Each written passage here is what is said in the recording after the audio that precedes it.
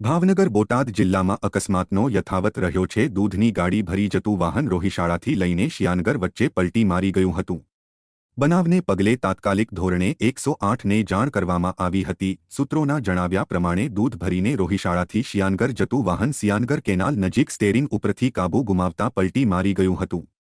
જો કે વાહન ચાલક નથુભાઈ સિંધાભાઈ ગમારાને ઈજા થતાં તાત્કાલિક ધોરણે 108 મારફતે સરટી હોસ્પિટલ ખાતે ખસેડવામાં આવી રહ્યા હતા. ત્યારે ઘાંઘળી નજીક તેમનું મોત નીપજ્યું હતું.